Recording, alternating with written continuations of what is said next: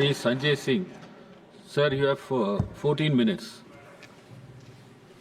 धन्यवाद मान्यवर, आपने इस महत्वपूर्ण विषय पे मुझे अपनी बात कहने का मौका दिया।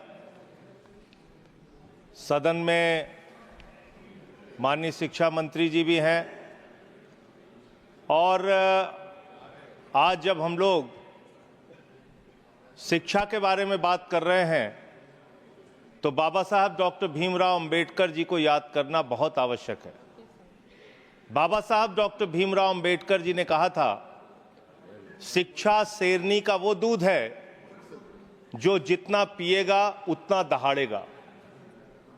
अगर भारत शिक्षित बनेगा तभी विकसित बनेगा मान्यवर। शिक्षित भारत ही विकसित भारत बन सकता है। लेकिन वास्तव में इस शिक्षित भारत की सच्चाई क्या है?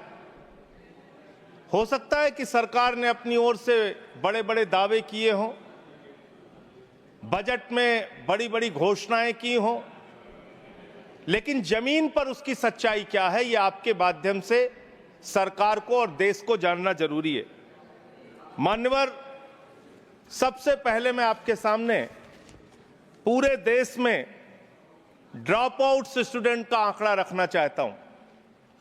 वर्ष 2022-23 और 23-24 में पूरे हिंदुस्तान के अंदर, पूरे भारत में 54,77,223 बच्चों ने सरकारी स्कूल की शिक्षा छोड़ी है मान्यवर। 54,77,223 बच्चों ने। और ये बच्चे एक कक्षा से लेकर 8वीं कक्षा तक के बच्चे। इनमें आसाम का अगर आंकड़ा पढ़ें तो 3,58,075 बच्चों ने सरकारी स्कूल की शिक्षा छोड़ी है। गुजरात का अगर आंकड़ा पढ़ें, जिसके विकास के बारे में बड़े बड़े दावे किए जाते हैं, 1,38,813 बच्चों ने सरकारी स्कूल की शिक्षा क्लास 1 से क्लास 8वीं तक छोड़ी है। अगर आप मणिपुर की बात करें, 17,991 बच्चों ने सरकारी स्कूल की शिक्षा छोड़ी है। अगर आप मेघालय की बात करें, 65,532 बच्चों ने सरकारी स्कूल की शिक्षा छोड़ी है। अगर आप राजस्थान की बात करें, 8,99,240 बच्चों ने सरकारी स्कूल की शिक्षा छोड़ी है। और अगर आप उत्तर प्रदेश की बात करें तो 7,41,626 बच्चों ने सरकारी स्कूल की शिक्षा छोड़ी है। दिल्ली का आंकड़ा मैं जान रहा था कि हमारे भाई दिल्ली का आंकड़ा जरूर पूछेंगे, इसलिए बोलना जरूरी है। दिल्ली का आंकड़ा, दिल्ली में वर्ष 2022-23 और 23-24 का मिला के अगर आप आंकड़ा देखेंगे, इनका ही आंकड़ा है सरकार का, मैं चाहता हूं पढ़ भी लेंगे हमारे साथी, 7,000 बच्चों ने सरकारी स्कूल की शिक्षा छोड़ी है। ये आंकड़े मान्यवर बहुत चौंकाने वाले, बहुत परेशान करने वाले और ये बताने वाले हैं कि सरकारी स्कूल से किस तरह से पूरे देश में शिक्षा छोड़ के बच्चे अपने घर पर बैठ रहे हैं। और इसमें भारतीय जनता पार्टी के शासित राज्यों के बारे में जो मैंने आंकड़ा पढ़ा है वो निश्चित रूप से चौंकाने वाला है। इनको इसकी ओर ध्यान देना चाहिए। दूसरा मामला आता है मान्यवर पेपर लीक की घटनाएं कितनी हुई पूरे देश में? पिछले 7 वर्षों में 70 एग्जाम ऐसे हैं, 70 परीक्षाएं ऐसी हैं जिसमें पेपर लीक हुआ। 70 परीक्षाएं मान्यवर। कितने परिश्रम से एक कांस्टेबल की परीक्षा के लिए एक बेरोजगार नौजवान अपनी तैयारी करता है, कितने परिश्रम से एक क्लर्क की नौकरी के लिए, एक पीसीएस आईएएस की नौकरी के लिए, कितने परिश्रम से अपने घर की जमीन बेच के एक नौजवान परीक्षा की तैयारी करता है लेकिन पेपर लीक हो जाता है। कहीं मेडिकल में दाखिला लेना हो, उसके एग्जाम में, नीट की परीक्षा में पेपर लीक, कहीं नौकरी के लिए कोई परीक्षा दे रहे हैं, क्लर्क की, कांस्टेबल की, उसके पीछे पेपर लीक। ये पेपर लीक की घटनाओं के लिए कोई राष्ट्रीय नीति, कोई राष्ट्रीय कानून बनाने की आवश्यकता है जिससे पेपर लीक की घटना रोकी जा सके। मैं पेपर लीक से प्रभावित होने वाले छात्रों की संख्या अगर पढ़ूंगा तो पूरे सदन को इसके बारे में अफसोस होना चाहिए। आपका आंकड़ा है 1,70,00,000 नौजवान ये पेपर लीक की घटना से, हमारे बच्चे, बच्चियां, छात्र, छात्राएं, बेरोजगार नौजवान प्रभावित हुए हैं। और इसमें क्या घोटाला हुआ है? आप जिसको परीक्षा कराने का ठेका देते हैं, उत्तर प्रदेश में 69,000 कांस्टेबल की भर्ती के लिए आपने ठेका दिया ईडू टेस्ट नाम की एक कंपनी को। विनीत आर्या नाम के व्यक्ति की एक कंपनी है जिसका भारतीय जनता पार्टी के नेताओं से गहरा रिश्ता है। और इसमें यह पाया गया कि 69,000 कांस्टेबल की भर्ती में इस कंपनी ने पेपर लीक कराया, घोटाला किया, गड़बड़ी किया, इसको ब्लैकलिस्ट किया गया। जांच एजेंसियों के सामने यह आदमी प्रस्तुत नहीं हुआ और इसके बाद इसी कंपनी को बिहार में भी एग्जाम कराने का ठेका दे दिया गया। यह आपका प्यार है, आपको छात्रों के, नौजवानों के भविष्य से कोई लेना देना नहीं है। आपको सिर्फ और सिर्फ अपने दोस्तों को, अपने मित्रों को फायदा पहुंचाने का काम करना है। तीसरा जो आंकड़ा है वो आंकड़ा है आपके अलग अलग योजनाओं में जो आपने खेल किया है, और ये खेल समझना बहुत जरूरी है। आपने एक स्कीम शुरू किया, SC, ST, OBC के बच्चों को छात्रवृत्ति की स्कीम, उनको स्कॉलरशिप देने की स्कीम। इसका नाम रखा प्रधानमंत्री उच्चतर शिक्षा प्रोत्साहन स्कीम।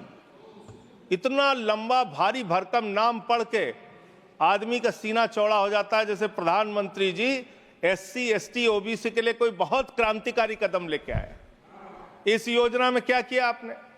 और इसमें हाई स्कूल से लेकर पोस्ट ग्रेजुएट, इंजीनियरिंग और PhD के जो छात्र हैं ST, SC, OBC के, उनको आप स्कॉलरशिप देने की बात करते हैं। इसमें आपने 2023-24 में 98 करोड़ रुपए खर्च किया। 2024-25 में इस स्कीम को बढ़ा के आपने 1558 करोड़ रुपए बजट में निर्धारित किया। बड़ी खुशी की बात है, 98 करोड़ खर्चा हुआ 23-24 में और 1558 करोड़ आपने बजट बढ़ा के कर दिया, निर्धारित कर दिया 24-25 में। फिर आप रिवाइज्ड बजट लेके आते हैं, संशोधित बजट लेके आते हैं। ये 1558 करोड़ की स्कीम घटा के आपने इसको 1000 करोड़ कर दिया। 1000 करोड़ करके 24-25 में इसको 1000 करोड़ किया, यानी कि इसी स्कीम में आपने 35% SC, ST, OBC को मिलने वाली स्कॉलरशिप का पैसा कम करने का काम किया।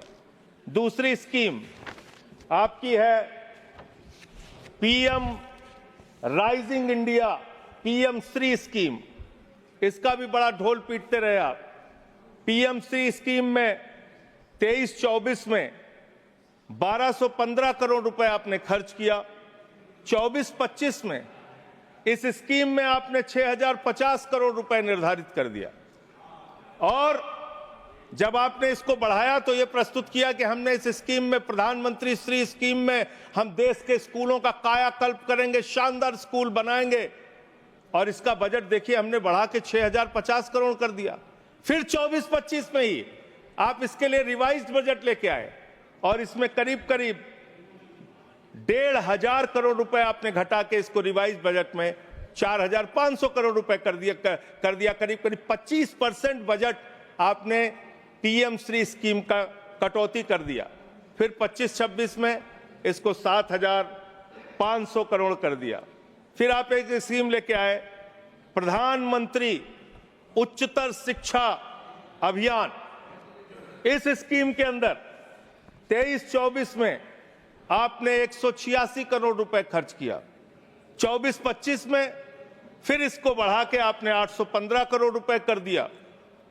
फिर इसी साल 24-25 में आप रिवाइज बजट लेके आए जिसमें आपने 920 करोड़ रुपए यानी कि करीब करीब 50% इस बजट का भी पैसा कम कर दिया और फिर 25-26 के लिए 815 करोड़ रुपए जो 24-25 में किया था वही आपने 25-26 के लिए कर दिया। यानी कितना खेल शिक्षा के नीति के साथ, शिक्षा के लिए निर्धारित बजट के साथ कितना बढ़िया खेल किया आपने। एक बार आप बजट निर्धारित करते हैं, फिर संशोधित करते हैं, फिर वही बजट दोबारा अगले साल घोषित करते हैं। ये इस देश के शिक्षा व्यवस्था के साथ आप मजाक नहीं कर रहे तो और क्या कर रहे हैं। फिर आपने एक समग्र शिक्षा जिसकी आजकल बहुत चर्चा पूरे देश में है, इस समग्र शिक्षा अभियान में आपने 23-24 में 32,830 करोड़ रुपए खर्च किया और फिर 24-25 में आपने इसको घटा के इसको बढ़ा के 37,500 करोड़ किया। फिर रिवाइज बजट लेके आए आप। हर बार आप रिवाइज बजट लाते हैं और 24-25 के लिए रिवाइज बजट में आपने 490 करोड़ रुपए इस स्कीम का कम कर दिया, यानी कि करीब करीब 10% के आसपास आपने इसमें भी पैसा कम कर दिया। अब आइए 25-26 में आपने फिर इसी स्कीम में 41,500 करोड़ रुपए का आपने बजट निर्धारित किया। एक और मिड डे मील की चर्चा बहुत ज्यादा होती है सर। मिड डे मील, प्रधानमंत्री पोषण शक्ति निर्माण, इतना बड़ा बड़ा भारी भारी नाम दिया जाता है सर। आदमी को लगता है कि जैसे इस मिड डे मील की स्कीम का नाम सुनेंगे आपके अंदर वैसे ही शक्ति आ जाएगी प्रधानमंत्री का नाम सुनते हुए। इस स्कीम की हकीकत सुनिए। इस स्कीम के अंदर आपने 8,458 करोड़ रुपए 23-24 में खर्च किया, फिर 24-25 में इसको बढ़ा के 12,467 करोड़ रुपए किया। फिर इसी साल 24-25 में ही आप रिवाइज बजट लेके आए, संशोधित बजट लेके आए और इस स्कीम का पैसा आपने 2,467 करोड़ रुपए घटा दिया।